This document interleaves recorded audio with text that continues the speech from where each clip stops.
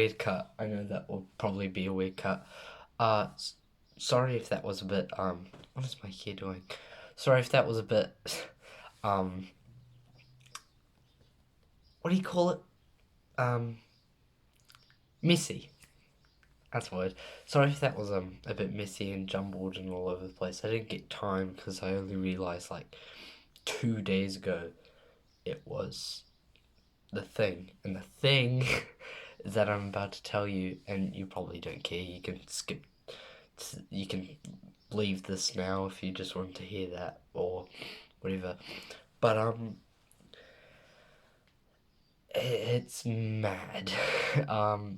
The amount of time I've known this game is it's absurd.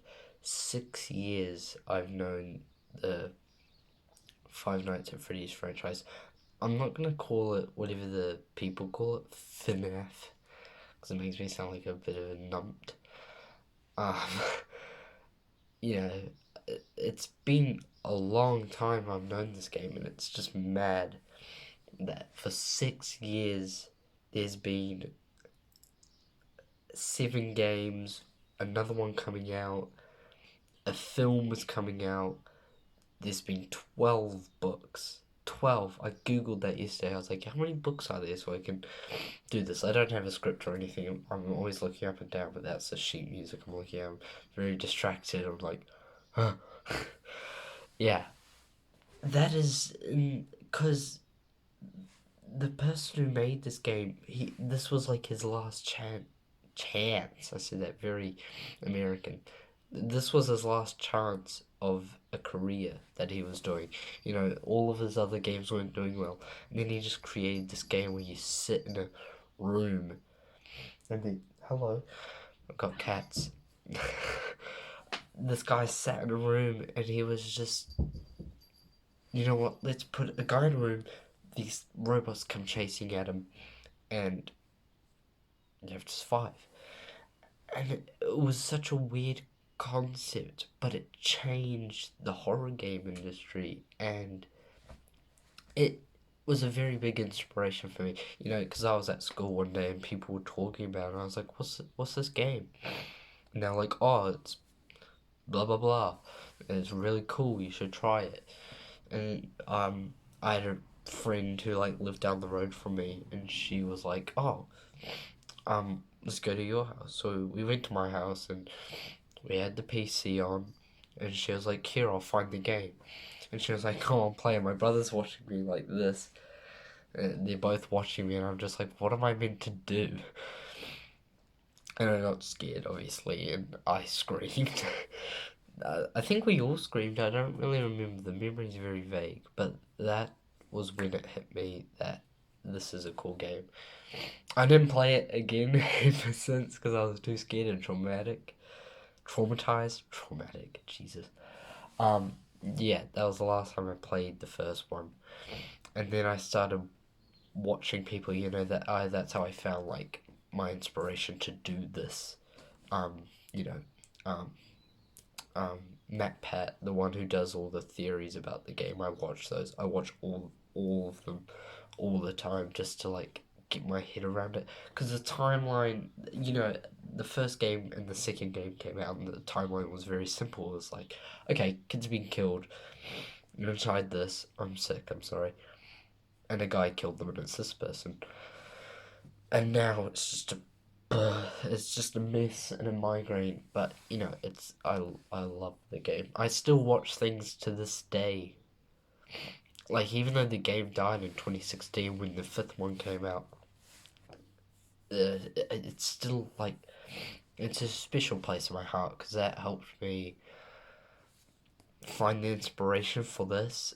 Mark by Matt Pat, as I've said, and probably a bunch of others that I've probably forgot about. I don't really remember. There's been a big bunch, and it's helped me. It helped me through my intermediate and primary time. When I was getting bullied and all that, it was just like a good mindset to like. It was a good focus thing to be on, and Minecraft was there. That was mainly my other thing. But this game just has something in my mind that the community is so nice.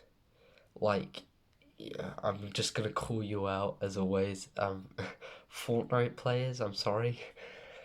It seems if you criticize the game for that, for Fortnite, they go berserk. They're just like, hey! But FNAF, you go, oh, I didn't like that character, but that character's cool. They go, yeah, yeah, yeah, that's your opinion, but you know, that character has a special place in my heart because that's when I either started playing the game, that's when I started, like, loving the character. My favorite is the bunny. I always forget the name. That's my favorite, the purple bunny thing. Not because of the color, wink, wink. Yeah, it's the color. The color purple is my favorite color, and a purple bunny. How? And apparently that was the one where the creator got scared. He had nightmares of that character. I didn't have nightmares of the character. I just found him cool for some reason. I was just like, oh, he's a cool character. And then the fourth one came out, and that's when I got scared of the character, and that's why I found him cooler. I was like, huh. Some of the people listening to this might not even know what the game is. If you don't, I don't blame you. It's not big anymore as it used to be in 2014 to 2016. Like, that community was thriving, and now it's like they're hiding in Reddit or, I don't know, probably Facebook. You don't see a lot of FNAF people anymore. It's all about Fortnite or Call of Duty or, Minecraft's starting to make its way back up there, slowly. Uh, the reason, I know this is all over the place and I might be repeating myself. I'm very sick. If you can't hear my voice and my nose. The reason this game has a very special place in my heart, as I've said, it helped me through a lot of tough times. Um, I just like the concept. Unlike Slenderman and all these other horror games, you're not placed in a wood, the forest, the wood. Jesus, you're not placed in a forest just finding random pages. You don't have an objective. Well, your objective is to survive till the specific time. But it's the way the person evolved it. So it was like FNAF. I called it FNAF. The first game, it would have doors. You have to keep on the cameras and the power. Then the second one was right. We'll get rid of the power, but we'll make it more chaotic. So no doors. You have vents now that you have to keep an eye on. You have a mask. You have the camera. And by the way, there's a music box you have to keep control of. And people give the third game a lot of shit. It's not my favorite, but I like the character. The character that's in it, he's probably the coolest looking, design wise.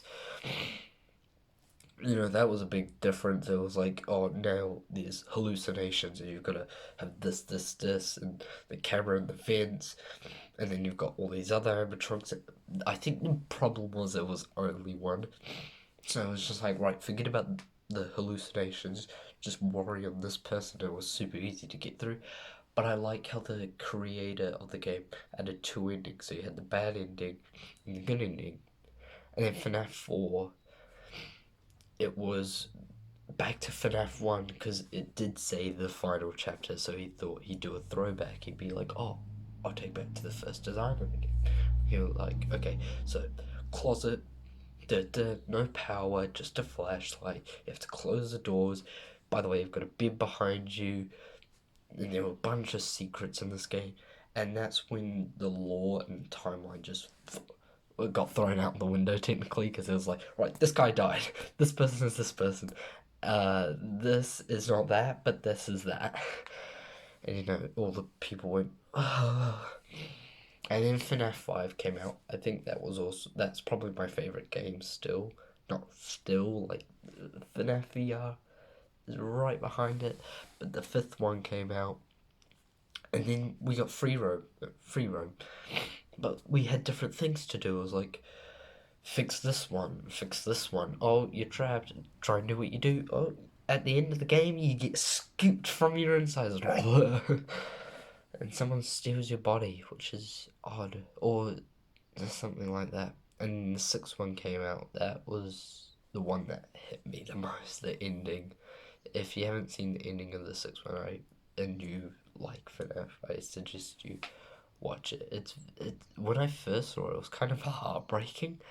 I think I shed a tear a bit because it was just like, wow, this long I've been watching this, and he's finally put it to a close. And then FNAF VR came out. That was revolutionary. That's when the game kind of got back up again. You know, people started playing that on YouTube and Twitch and all that.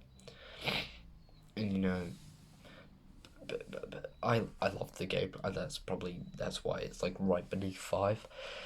They're probably tying a bit, and FNAF 1 is like, people say FNAF 1 is the best one because it was the first one, and it's just like, yeah, I understand you, but it depends where you came in at the time. Scariest for me is FNAF 4. I'm gonna start calling it FNAF now, it's just stuck in my head.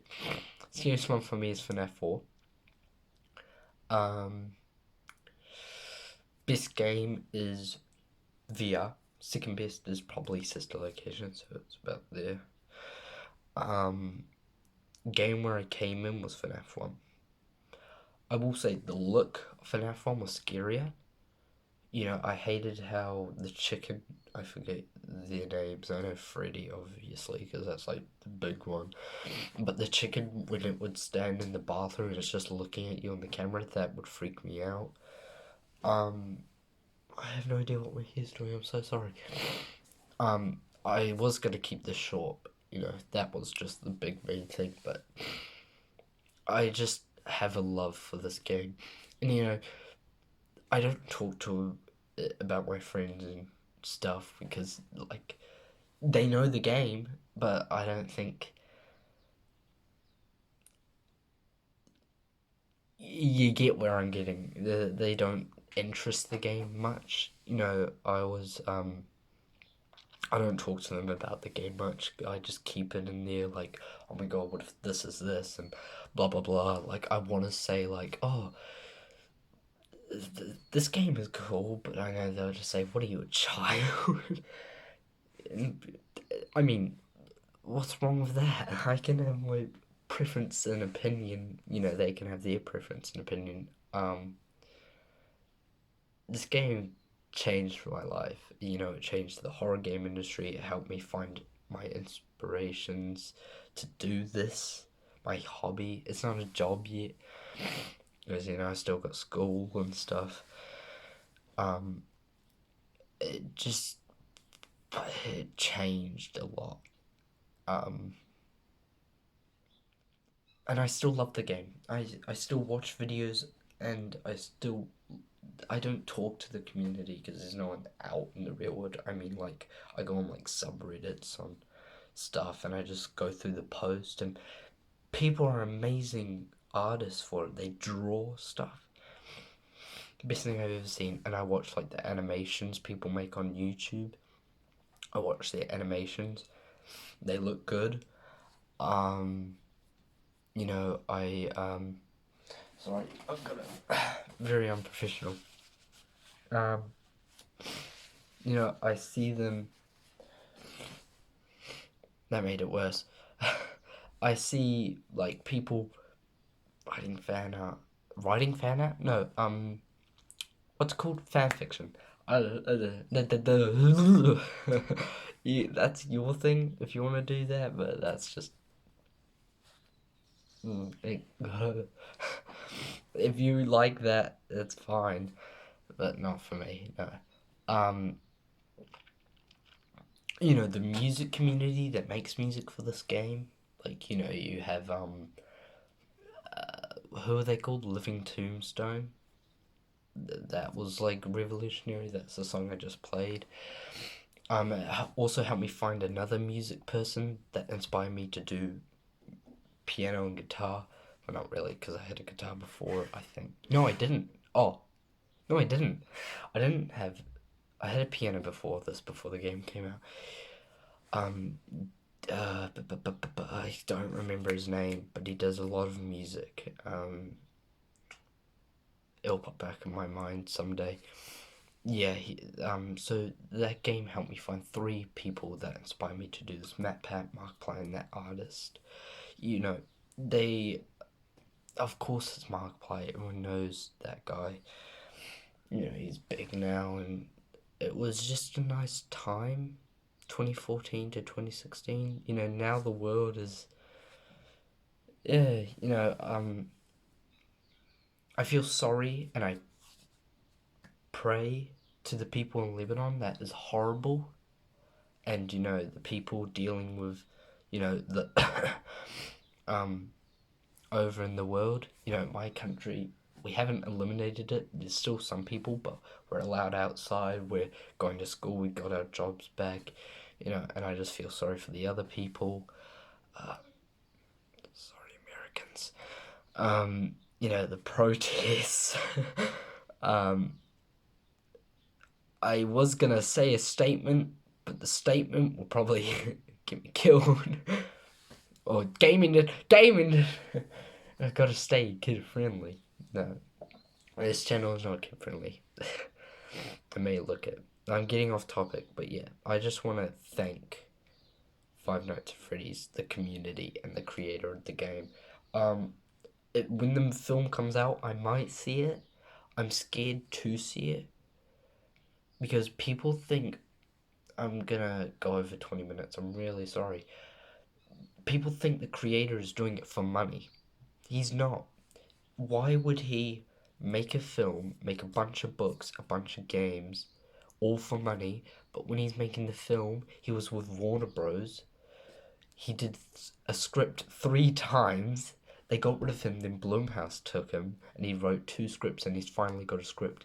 5 scripts he took to get the perfect thing. That's how much he loves this, because it changed his life, it helped his family, it helped him. It will always have a special place in his heart, and it will have a special place in the community, in my heart. I've just got to thank this game. As I said, I will see the film. If it's bad, I'm scared it's gonna be bad. Not because of me or the creator or Blumhouse or just anyone in the workforce. I think it's just the way people will be like talking about it and how people will forget, because the person likes to stay quiet. Like, he'd introduce a trailer, then 5 years later the game would actually come out and people lose the hype. They'd be like, oh, I forgot that was a thing. Okay. And they move on. So I hope that doesn't happen. I hope it comes out either next year or 2022. Yeah.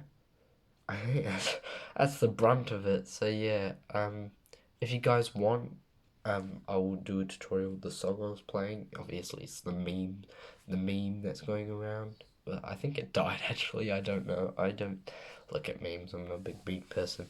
The man behind the slaughter, the song, whatever it's called. I will do a tutorial on that. You just comment. Like this video if you want. You can subscribe. You don't have to, it doesn't pay. It's not a membership. You just subscribe, like, comment. And yeah, the last thing I have to say is thank you, Five Nights at Freddy's, for getting me through some times and helping me through the 6 years. 6 years. I can't. Right, I'm going on. Goodbye.